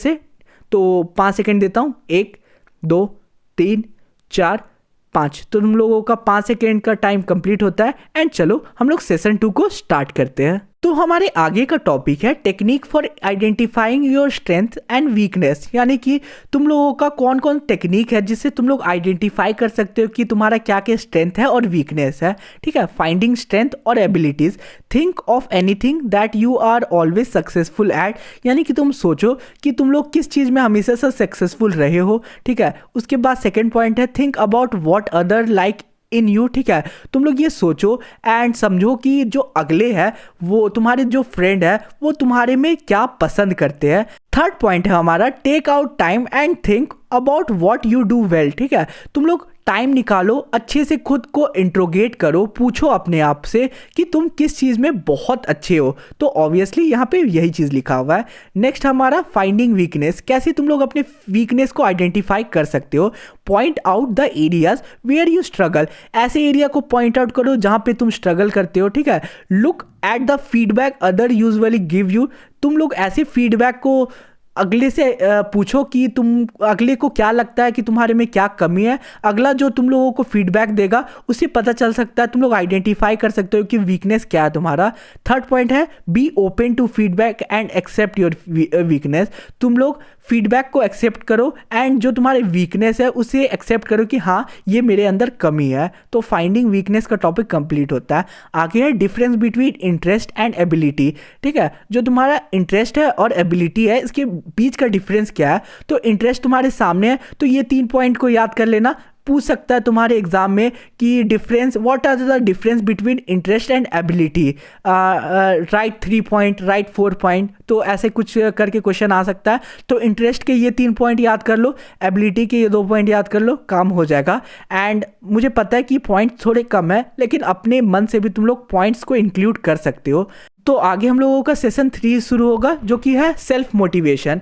यार किसी के भी अंदर सेल्फ मोटिवेशन होना बहुत ज़रूरत है। ठीक है, सेल्फ मोटिवेशन तुम्हारे अंदर नहीं रहेगा तो तुम लोग लाइफ में सक्सेसफुल नहीं हो सकते हो। सेल्फ मोटिवेशन क्या होता है? Self motivation is simply the force with in you that drives you to do things. ठीक है, तो यानी कि सेल्फ मोटिवेशन वो चीज़ होता है जो तुम लोगों को मोटिवेट करता है कोई चीज़ करने के लिए। समझ गए? तो ये सेल्फ मोटिवेशन का पैराग्राफ याद कर लेना। Quality of self motivated people, यानी कि जो सेल्फ मोटिवेटेड पीपल होते हैं उनके अंदर क्या क्या क्वालिटीज़ होते हैं तो वो देख लेते हैं। पहला है know what they want from life. Basically जो सेल्फ मोटिवेटेड पीपल होते हैं उन्हें पता रहता है कि उन्हें अपने लाइफ से क्या चाहिए, वो फोकस्ड होते हैं। Third, know what is important, उन्हें पता रहता है कि उन्हें लाइफ में, उनके लाइफ में कौन इम्पॉर्टेंट है, क्या चीज़ें इम्पॉर्टेंट है। फोर्थ क्या है? Are dedicated to fulfil their dreams, यानी कि तुम लोग अच्छे स्टूडेंट्स हो ना हो, तुम्हारे अच्छे मार्क्स आ रहे हैं ना आ रहे हैं, ये डजेंट मैटर, तुम्हें केवल ये 4 पॉइंट्स तुम्हारे अंदर है तो तुम लोग कह सकते हो कि तुम लोग एक सेल्फ मोटिवेटेड पीपल है। फोर्थ में क्या है कि dedicated to fulfil their dream. ठीक है, मुझ में डेडिकेशन था कि मैं यूट्यूब में कुछ करूँगा। ऑब्वियसली ये मेरा 4th ईयर हो जाएगा यूट्यूब का। ठीक है, तुम्हारे मार्च 27 में चैनल का 4 साल हो जाएगा। एंड समझ लो कि सक्सेस मुझे लास्ट के 3 मंथ से मिला है। ठीक है, उससे पहले सक्सेस नहीं था, लेकिन मैं मोटिवेटेडली काम करते रहा, तब जाके मुझे थोड़ा बहुत अभी सक्सेस मिल रहा है यूट्यूब पे, तो वो कह सकते हो। उसके बाद है तुम्हारा बिल्डिंग सेल्फ मोटिवेशन। ये कुछ इंपॉर्टेंट पॉइंट्स है सेल्फ मोटिवेशन को बिल्ड करने का, याद कर लेना। पहला, फाइंड आउट योर स्ट्रेंथ, अपने स्ट्रेंथ्स को आइडेंटिफाई करो। Set and focus on your goal, तुम लोग अपना एक गोल बनाओ और सेट करो और उस पर फोकस करो। डेवलप अ प्लान, एक प्लान बनाओ कि कैसे तुम लोग अपने लाइफ को, गोल को अचीव कर सकते हो, टू अचीव योर गोल। ठीक है, आगे है stay loyal to your goals, तुम्हारा जो भी गोल है उसके टूवर्ड तुम लॉयल रहो। ठीक है, तुम लोग गलत रास्ता ना चुनो अपने गोल को पूरा करने के लिए। तो ये सारा सेशन हम लोगों का कंप्लीट होता है। सेशन 4 क्या है? Self regulation and goal setting. एक चीज़ तुम लोग नोटिस कर रहे होगे कि ये जो PDF है, जो चीज़ हम लोग पढ़ रहे हैं वो जनरल लाइफ से रिलेटेड है। एंड सच्ची बोलूँ तो ये जो PDF में जो भी बातें लिखे हैं वो तुम लोग अपने रियल लाइफ से रिलेट कर सकते हो। काफ़ी रिलेटेबल चीज़ें लिखे हुए हैं तुम्हारे पोर्शन में। आगे क्या है? गोल क्या होता है? गोल क्या होता है? They are a set of dreams with a deadline to get them. For example, saving pocket money to buy a favorite mobile phone by a particular date. तुम्हारा गोल क्या होता है? कोई भी चीज़ के पर्टिकुलर चीज़ के लिए तुम लोग मेहनत कर रहे हो तो वो तुम्हारा गोल कहलाता है। ठीक है, गोल सेटिंग क्या होता है उसका डेफिनेशन याद कर लो। हाउ टू सेट गोल, आखिर एक गोल को हम लोग कैसे सेट कर सकते हैं उसके बारे में आगे लिखा हुआ है। Specific, a specific and clear goal अब हमें कुछ स्पेसिफिक चीज़ों के बारे में बताया गया, ठीक है, क्या क्या है, a specific and clear goal, another 6 question. जो अनदर 6 क्वेश्चन अभी हम लोग डिस्कस करेंगे वो तुम लोगों को बताएगा कि तुम्हारा क्लियर गोल क्या है, who is involve in the goal, यानी कि आखिर गोल में तुम्हारे जो गोल है लाइफ का उसमें इन्वॉल्व कौन है, what do I want to do, तुम्हें लाइफ में क्या करना है, वेयर डू आई स्टार्ट, तुम्हें कहाँ से स्टार्ट करना है, when do I start and finish, तुम्हें कब स्टार्ट करना है, तुम्हें कब खत्म करना है, which means do I use, यानी कि तुम कौन से मीन से अपने गोल को पूरा कर रहे हो, why am I doing this, तुम आखिर अपने गोल को क्यों पाना चाहते हो, अपने गोल को तुमने क्यों सेट किया है। तो ये कुछ क्वेश्चन है जो अपने आप से तुम लोगों को पूछना होगा। नॉट अ स्पेसिफिक गोल के बारे में आगे लिखा हुआ है, स्पेसिफिक गोल के बारे में लिखा हुआ है, याद कर लेना, ठीक है। नेक्स्ट है मेजरेबल। मेजरेबल क्या होता है, अ measurable goal answers the question, यानी कि कोई भी गोल मेजर कर सकते हो इन क्वेश्चन से, how much, how many and how do I know that I have achieved result, समझ गए। नेक्स्ट है हमारा नॉट मेजरेबल गोल जो कि है I want to be rich, ठीक है। आगे क्या है measurable goal, I want to have 5 times more money than what I have today in my hand at the year end of this year, समझ गए। अचीवेबल, अचीवेबल क्या होता है वो देख लो, रियलिस्टिक क्या होता है वो देख लो, एग्जाम्पल ऑफ अनरियलिस्टिक गोल क्या होता है वो पढ़ लो, रियलिस्टिक गोल क्या होता है इसे याद कर लो, उतना इंपॉर्टेंट नहीं है इसलिए मैं उतना एक्सप्लेन नहीं करूँगा क्योंकि आगे और भी बहुत सारे चैप्टर्स बचे हुए हैं। टाइम बॉन्ड क्या होता है वो देख लो, नॉट अ टाइम बॉन्ड गोल क्या होता है वो याद कर लो, ठीक है, टाइम बॉन्ड गोल वो याद कर लो। उसके बाद सेशन 5 क्या हम लोगों का, सेल्फ रेगुलेशन टाइम मैनेजमेंट, ये इंपॉर्टेंट है, इसे डिस्कस करते हैं। Time management and its importance, आखिर टाइम मैनेजमेंट क्या होता है एंड इसका इंपॉर्टेंस क्या है। Time management is the thinking skill that helps you to, time management एक ऐसा थिंकिंग स्किल होता है जिसे जो तुम्हें हेल्प करता है ये सारे पॉइंट्स को अचीव करने के लिए। Complete task on time, make a daily time table, make a good guess at how long it will take you to do something, submit homework and assignments on time, not waste time during day, ठीक है, ये कुछ points है, याद कर लेना। 4 step for effective time management organise, यानी कि 4 स्टेप जिससे तुम इफेक्टिव टाइम मैनेजमेंट कर सकते हो, जो कि है ऑर्गेनाइज, प्रायोरिटीज, कंट्रोल, ट्रैक, ये 4 इंपॉर्टेंट पॉइंट्स है, याद कर लेना। आगे हम लोगों का चैप्टर कंप्लीट होता है, यूनिट 3 अब हम लोगों का शुरू होगा जो कि है बेसिक आईसीटी। आई होप तुम लोगों को पिछला पीडीएफ पूरे अच्छे से क्लियर हो गया होगा। अब यूनिट 2 क्लियर हो गया, यूनिट 3 में हम लोग चलते हैं जो कि है बेसिक आईसीटी स्किल। तुम लोगों को 5 सेकंड का टाइम दे रहा हूँ, रेस्ट ले लो, पानी पी लो, फ्रेशन अप हो जाओ, ठीक है, आराम से चुकू मुकू फिर से बैठ जाओ एंड फिर हम लोग शुरू करते हैं यूनिट 3 को। 1 2 3 4 5, आई होप तुम लोगों ने ब्रेक ले लिया होगा। चलो शुरू करते हैं चैप्टर को। तो यार सबसे पहले हम लोगों को इस चैप्टर में कौन कौन से टॉपिक्स पढ़ने हैं उसके बारे में लिखा हुआ है। सेशन 1 में बेसिक कंप्यूटर ऑपरेशन पढ़ना है, सेशन 2 में परफॉर्मेंस बेसिक फाइल ऑपरेशन पढ़ना है, सेशन 3 में कंप्यूटर केयर एंड मेंटेनेंस पढ़ना है। वैसे ही सेशन 4 में दिया हुआ है कंप्यूटर सिक्योरिटी एंड प्राइवेसी। तो समझ गए कौन कौन से टॉपिक पढ़ना है। तो पहला हम लोगों का टॉपिक है बेसिक कंप्यूटर ऑपरेशन, यानी कि इस चैप्टर में हम लोग कंप्यूटर्स के बारे में पढ़ेंगे। ICT skill help us to communicate, run our business and stay connected with our family and friend. ICT जो स्किल है उसे हम लोग कम्युनिकेट कर सकते हैं, हमारे बिजनेस को रन कर सकते हैं और हम लोग अपने फैमिली मेंबर से और फ्रेंड से कनेक्टेड रह सकते हैं। Hence every person need to acquire ICT skill, यानी कि सभी को आईसीटी स्किल को एक्वायर करना चाहिए, यानी कि अडॉप्ट करना चाहिए।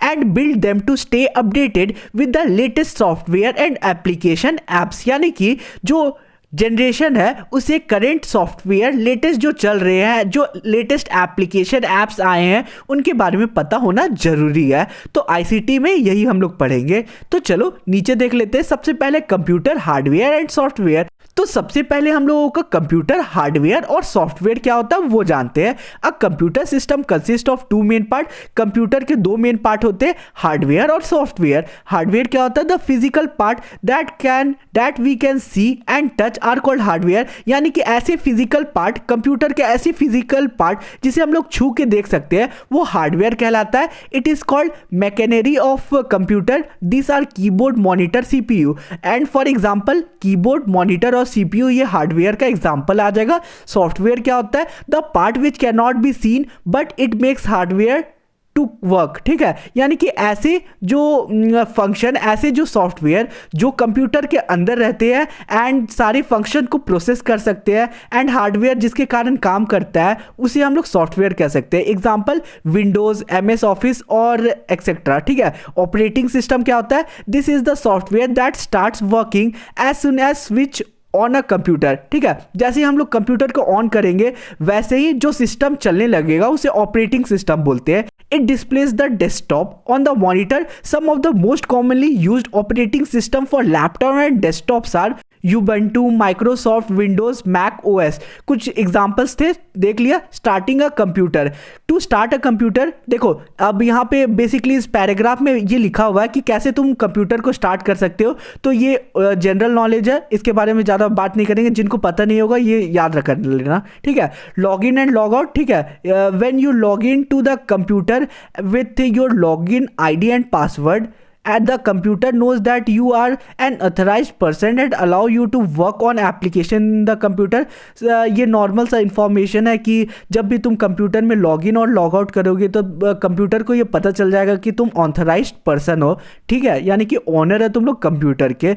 तो ये पता चल गया क्या होता है शटिंग डाउन अ कंप्यूटर, कैसे तुम लोग कंप्यूटर को बंद कर सकते हो उसका प्रोसेस है, तुम लोग याद कर लेना। Using the using the keyboard, a keyboard is an input device. याद रखना कि कीबोर्ड एक इनपुट डिवाइस है जो यूज किया जाता है टेक्स्ट करने के लिए, नंबर्स लिखने के लिए, कमांड देने के लिए कंप्यूटर्स को। फंक्शन ऑफ कीज, अब आगे कुछ कीज के फंक्शन है जो कि कंप्यूटर में अवेलेबल होते हैं, ठीक है। Keys labelled from F1 to F12 are function key, यानी कि जो भी की F1 और F12 तक लेबल किया गया वो फंक्शन की कहलाता है। कुछ एग्जांपल है, कंट्रोल की है, इंटर की है, पंचुएशन की है, नेविगेशन की है, कमांड की है, विंडो की है।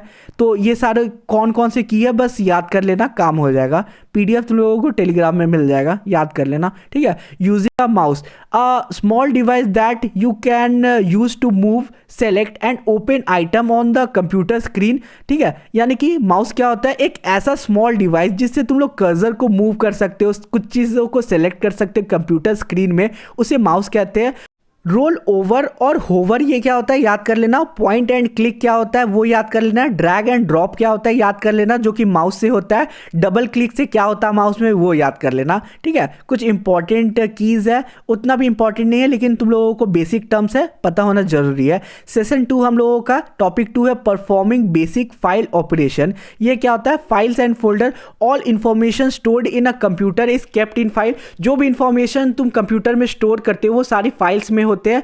कुछ एग्जांपल्स भी गिवन है। A folder is a location where a group of files can be stored. Folder एक ऐसा लोकेशन है जहां पे बहुत सारे फाइल स्टोर किए जाते हैं, ये बताया गया है। कुछ बेसिक शॉर्टकट कीज है उसे देख लो। Ctrl+Z से अंडू होता है, Ctrl+Y से रीडू होता है, Ctrl+A से सेलेक्ट ऑल होता है। वैसे ही सारे जो शॉर्टकट कीज है उसे याद कर लेना, क्वेश्चन आते हैं। अब सेशन 3 क्या हम लोगों को कंप्यूटर केयर एंड मेंटेनेंस, कैसे तुम लोग कंप्यूटर को केयर कर सकते हैं एंड उसे मेंटेन कर सकते हो।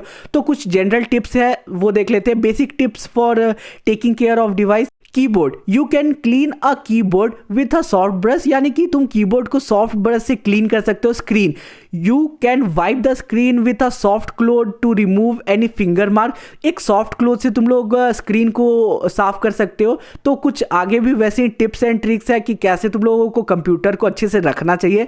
हैंडल डिवाइस केयरफुल, अच्छे से तुम लोगों को हैंडल करके रखना चाहिए डिवाइस को। कीप द कंप्यूटर कूल, ऐसा वर्क करना चाहिए जैसे जिससे ज़्यादा से ज़्यादा जो कंप्यूटर है वो कूल हो। Do not overcharge your battery, कभी भी ओवरचार्ज मत करो बैटरी को, एक्सेस चार्ज मत करो, इससे तुम लोगों का बैटरी का जो लाइफ होगा वो कम होगा। समझ गए? आगे क्या? Always plug in device carefully. आगे है do not run too many program at a time, यानी कि बहुत सारे प्रोग्राम एक बार में तुम लोग रन नहीं करो, जिससे तुम लोगों का जो कंप्यूटर है वो और अच्छा से बना रहेगा। तो ये कुछ कंप्यूटर केयर एंड मेंटेनेंस थे, याद कर लेना। ओवरऑल 8 पॉइंट्स थे, कोई भी 5, 6 या 6 याद कर लेना, काम हो जाएगा। प्रिपेयर अ मेंटेनेंस शेड्यूल, ये क्या होता है? फर्स्ट है हमारा डेली मेंटेनेंस, इसमें 2 पॉइंट है, याद कर लेना। वीकली मेंटेनेंस क्या होता है वो याद कर लेना। मंथली मेंटेनेंस क्या होता है, 6 पॉइंट गिवन है, याद कर लेना। ईयरली मेंटेनेंस क्या होता है, 3 पॉइंट है, याद कर लेना कि कैसे तुम लोग अच्छे से मेंटेन कर सकते हो अपने कंप्यूटर को, डेली, वीकली, मंथली, ईयरली, ये सारे कुछ पॉइंट्स हैं, याद कर लेना। आगे हम लोगों को क्या है, बैकअप योर डाटा, कि कैसे तुम लोग अपने डाटा को बैकअप कर सकते हो। Backup data means to save the information present on your computer. Backup मतलब क्या होता है, कोई भी चीज़ का बैकअप मतलब कि अपना जो भी डाटा हो उसे सेव कर लेना अपने कंप्यूटर या फिर कोई अनदर डिवाइस में, जैसे CD, DVD, ताकि तुम्हारा जो डाटा है वो रिकवर्ड हो जाए। अगर कंप्यूटर को कुछ हो जाए या वो अचानक काम करना बंद कर दे तो तुम लोगों का जो डाटा है वो सेफ रहे, यही लिखा हुआ है। स्कैनिंग एंड क्लीनिंग वायरसेस, तुम लोगों को पता ही है कि कंप्यूटर में बहुत सारे वायरसेस अटैक कर सकते हैं, तो डेली तुम लोग स्कैन किया करो और क्लीन किया करो वायरस को, यही कुछ लिखे हुए टिप्स।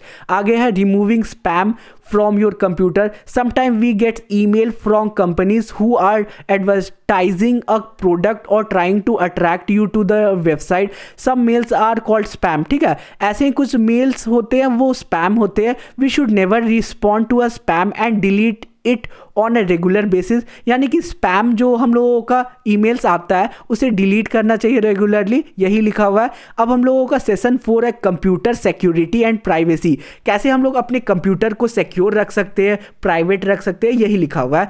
आगे हम लोगों का क्या पॉइंट्स है, थ्रेट्स टू कंप्यूटर।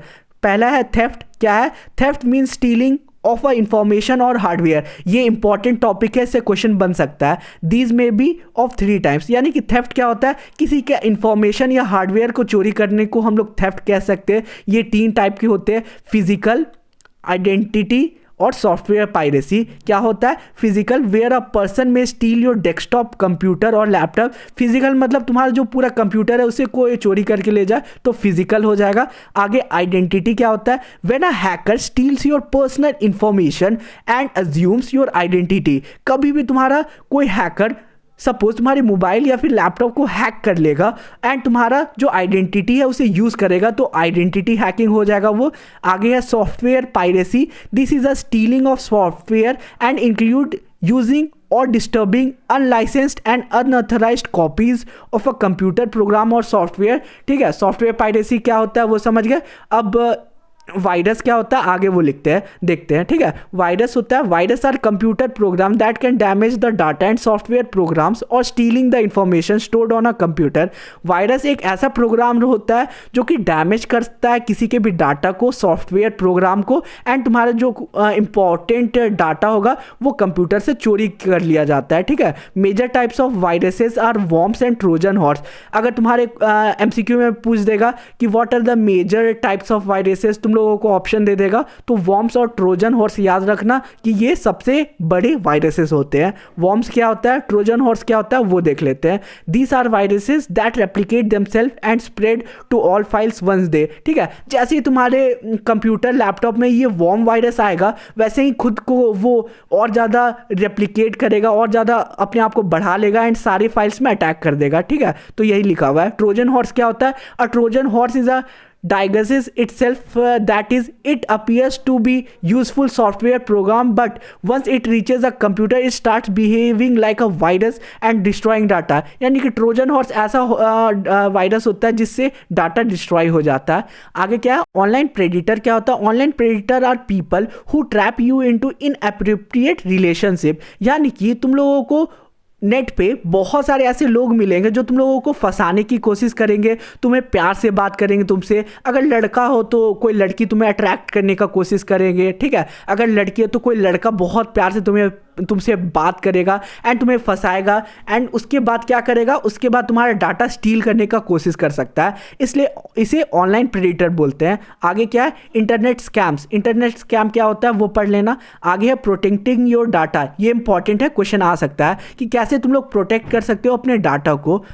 तो कैसे तुम लोग अपने कंप्यूटर लैपटॉप के डाटा को सेफ रख सकते हो उसके कुछ पॉइंट्स गिवन है। पहला है use password to log in to your computer. हमेशा अपने कंप्यूटर में पासवर्ड लगाया करो और वो जो पासवर्ड हो वो टफ हो। सेकंड है install antivirus and firewall. Antivirus और फायरवॉल को हमेशा अपने कंप्यूटर में इंस्टॉल करके रखो एंड इसमें तुम लोग डिटेल से याद कर लेना, मैं ऊपर ऊपर से बता रहा हूँ। इनक्रिप्ट डाटा, इसका क्या मतलब होता है? This usually done by banks and companies in which important customer information is stored. ये जो इनक्रिप्ट डाटा का जो ऑप्शन है ये हमेशा बैंक्स में और बड़ी बड़ी कंपनीज में अवेलेबल होती है एंड वो इसे इसलिए यूज करते हैं ताकि जो कस्टमर है उसकी डाटा स्टोर्ड रहे एंड सेफ रहे। आगे क्या है? They can encrypt their entire hard disk using the encrypting feature of Windows. This would force user to use a description password before starting the computer, thus preventing unauthorized usage। आगे क्या है? Secure site, हमेशा secure site से ही data browse किया करो। तो हम लोगों का ये चैप्टर पूरा कंप्लीट होता है एंड हम लोग यूनिट 4 में अब एंटर करेंगे जो कि है तुम्हारा एंटरप्रेन्योरल स्किल। ये क्या होता है वो देख लेते हैं। तो क्या क्या टॉपिक तुम लोग पढ़ोगे वो सबसे पहले लिखा हुआ है, तो वो इतना इंपॉर्टेंट नहीं है। अगर तुम लोगों को मन है तो पढ़ सकते हो, पीडीएफ तुम लोगों को टेलीग्राम ग्रुप में मिल जाएगा। तो हमारा पहला सेशन है एंटरप्रेन्योरशिप एंड सोसाइटी। एंड यार हो सकता है थोड़ा बोलते बोलते मेरा आवाज़ चेंज होते जा रहा है, शायद लगातार बोल रहा हूँ ना तो थोड़ा गला बैठते जा रहा है, ठीक है? तो उसका ज़्यादा लोड मत लो, ठीक है? आवाज़ थोड़ा चेंज होगा तो इग्नोर मारना। तो वो क्या है देख लेते हैं। Entrepreneurs run their business in a market, ठीक है? एंटरप्रेन्योर्स कौन होते हैं? जो मार्केट में अपना बिजनेस को रन करते हैं, ठीक है? The market has people who buy product and service and people who sell them also. When people are buying and selling from each other, it is helpful for everyone because everyone involved makes money.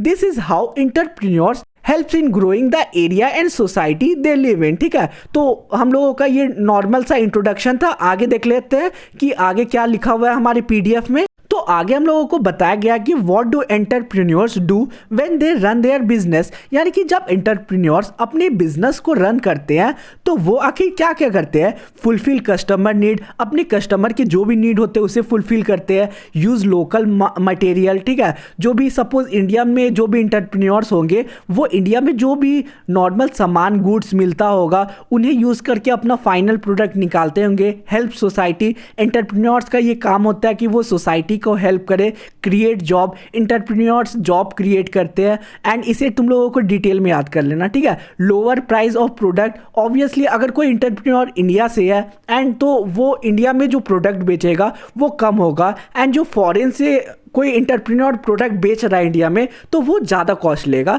आगे क्या है? Bharati the jeweller queen a story, ये एक story है, इसे पढ़ लेना। And session 2 हम लोगों का शुरू होगा qualities and function of entrepreneurs.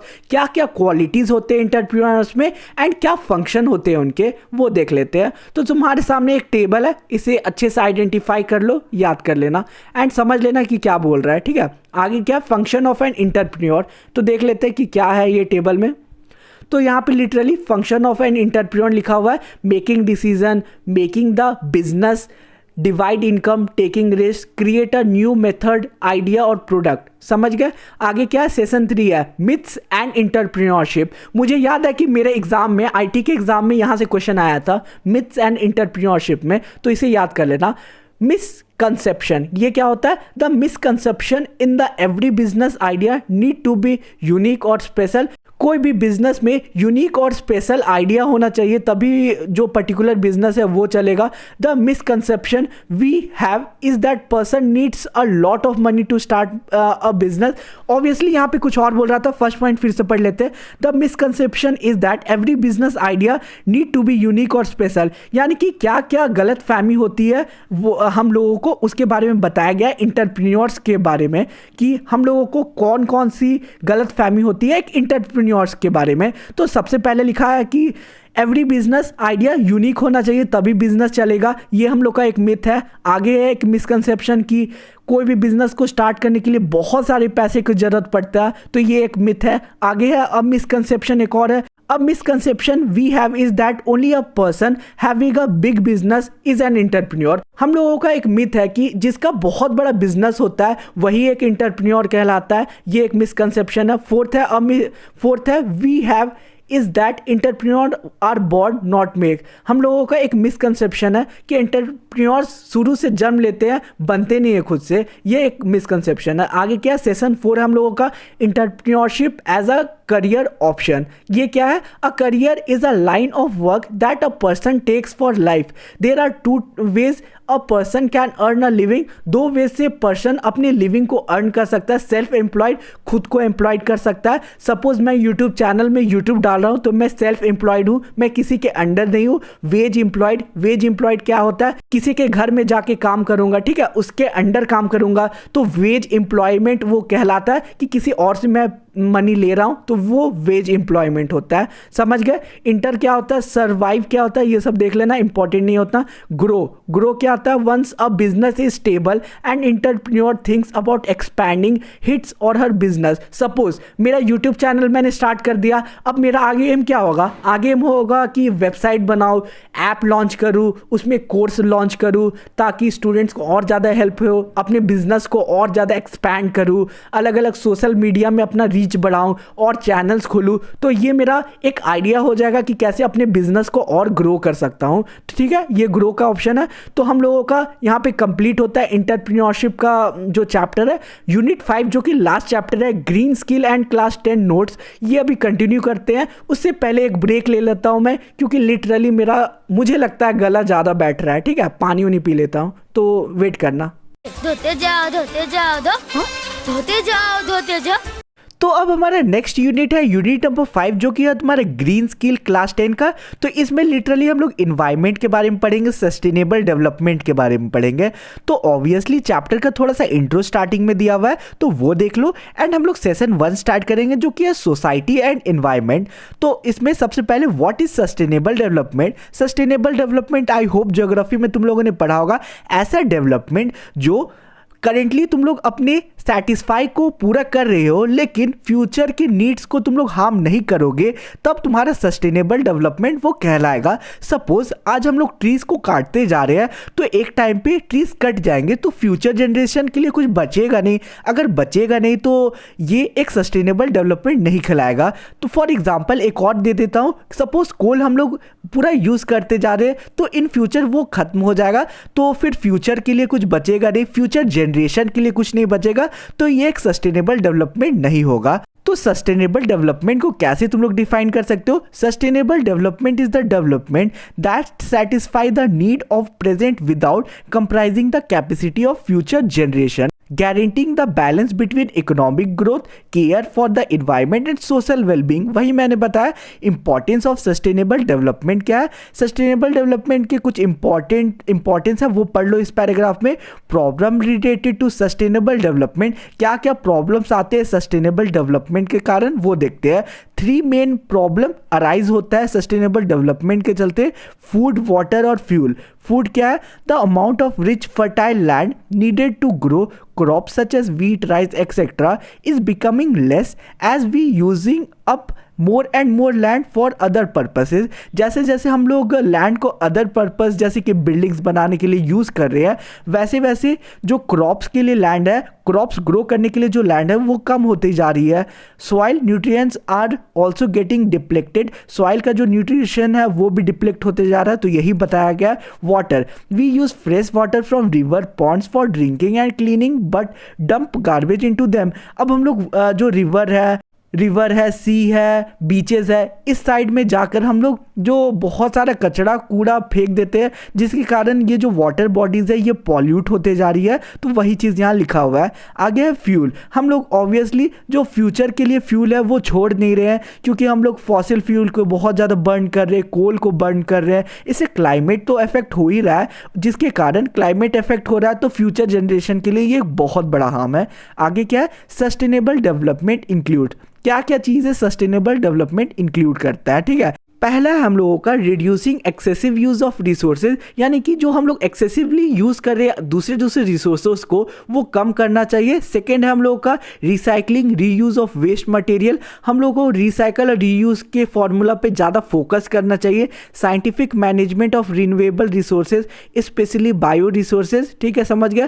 Planting more trees, इसका क्या मतलब होता है कि ज़्यादा से ज़्यादा हम लोग ट्रीज़ को प्लांट करेंगे तो वो फ्यूचर के लिए हम लोगों का अच्छा होगा, यानी कि फ्यूचर जनरेशन को उससे काफ़ी हेल्प होगी।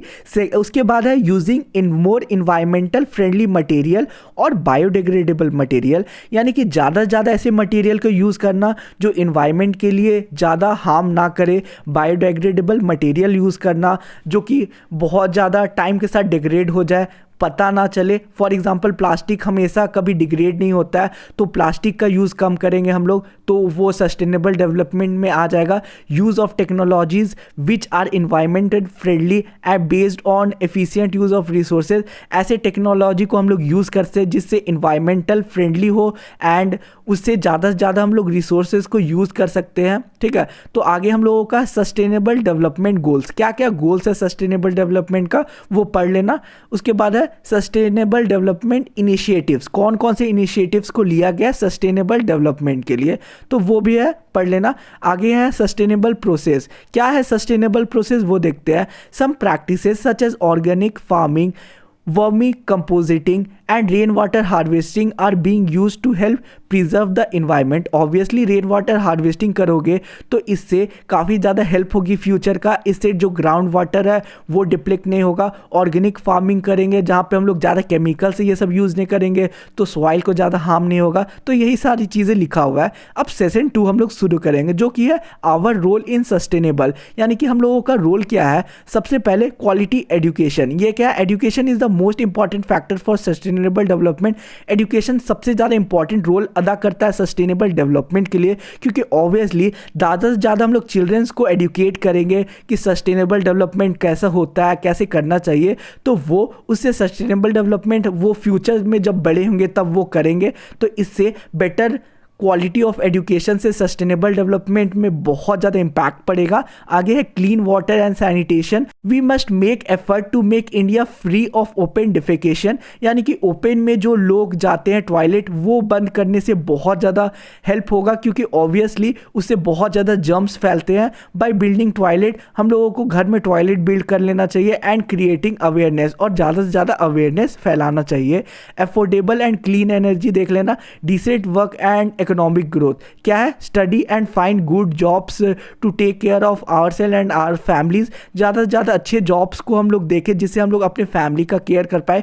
Work hard and contribute to society, हम लोग बहुत ज़्यादा मेहनत कर सकते हैं जिससे सोसाइटी पे कंट्रीब्यूट करेंगे कि इन्वायरमेंट को कैसे बचा सकते हैं, कुछ इनिशिएटिव्स ले सकते हैं। Learn and develop skills so that we get add value in our community, यानी कि हम लोग ज़्यादा से ज़्यादा स्किल्स को डेवलप करें जिससे हम लोग कम्युनिटी में वैल्यू ऐड कर पाए। आगे है रिड्यूस्ड इनइक्वालिटीज़, ये पढ़ लेना। सस्टेनेबल सिटीज़ एंड कम्युनिटीज़, ये क्या होता है, क्रिएटिंग सस्टेनेबल सिटीज़, ज़्यादा से ज़्यादा ऐसे सिटीज़ को क्रिएट करें जो एनर्जी को बचाएं, ठीक है। यानी कि ऑब्वियसली तुम लोग लाइट्स को, फैंस को जब यूज़ नहीं कर रहे होगे तब बंद कर दोगे तो इससे सस्टेनेबल डेवलपमेंट होगा। यूज़ नेचुरल लाइट, ज़्यादा से ज़्यादा नेचुरल लाइट को यूज़ करें, for example sunlight. Use energy efficient bulb, ज़्यादा से ज़्यादा ऐसी चीज़ों को यूज़ करें जो इलेक्ट्रिसिटी को बचाए, for example LED bulb. Responsible consumers and producers, ये क्या पढ़ लेना, ठीक है। उसके बाद हम लोगों का protect life below water. Tons of plastic are found in seas, बहुत सारे प्लास्टिक सीज में पाए जाते हैं, tons of ton, which is killing marine life, जिससे मरीन लाइफ को बहुत हार्म हो रहा है। Protecting marine life, saving our ocean from pollution is necessary to preserve marine life, यानी कि ज़्यादा से ज़्यादा हम लोग ऐसे इनिशिएटिव को ले जिससे प्लास्टिक्स सीज में लोग डंप ना करें, जिससे मरीन लाइफ बच पाए। ये बहुत इंपॉर्टेंट इनिशिएटिव होगा क्योंकि ऑब्वियसली इससे मरीन लाइफ बहुत हार्म हो रहा है एंड वाटर पॉल्यूशन हो रहा है। आगे है प्रोटेक्ट लाइफ ऑन लैंड, यानी कि ऑब्वियसली ट्रीज़ बहुत ज़्यादा काटे जा रहे हैं, सॉइल इरोजन हो रहा है जिससे बहुत ज़्यादा हार्म हो रहा है हमारे अर्थ को, जिससे हम लोगों को लैंड में बहुत ज़्यादा पॉल्यूशन हो रहा है। तो ये सारी चीज़ों को हम लोगों को यूज़ करना है। तो यहाँ पे हम लोगों का पूरा PDF कंप्लीट होता है। तो आई होप तुम लोगों को पार्ट ए बहुत ही अच्छे से क्लियर हो गया होगा, जो कि एम्प्लॉयबिलिटी स्किल था। इस पार्ट को अच्छे से कंप्लीटली देख लिया होगा तो तुम लोगों का जो क्वेश्चन बनेगा ना वो वही वीडियो से बनेगा, इसी वीडियो से बनेगा। बस PDF से तुम लोगों को जितना भी मैंने पढ़ा है उतना अच्छे से पढ़ लेना। टेलीग्राम ग्रुप में PDF अवेलेबल होगा and trust me Telegram group में बहुत ही ज़्यादा वर्थ इट कंटेंट मैं अपलोड करूँगा।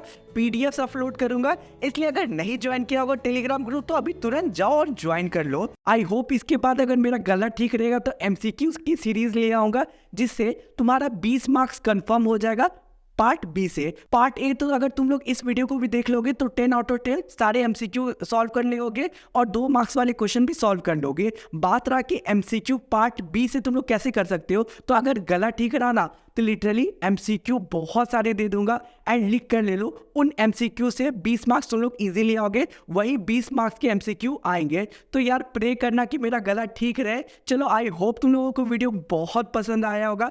मेरा एफर्ट थोड़ा सा भी पसंद आ गया होगा तो चैनल को सब्सक्राइब कर देना, वीडियो को लाइक करना और इंस्टाग्राम पे फॉलो कर लेना। एंड लिटरली आवाज़ देख रहे हो, अब बोलने लायक नहीं हो, ठीक है। तो मिलते हैं किसी और वीडियो में। बाय बाय फूफलू guy, thanks for watching the video.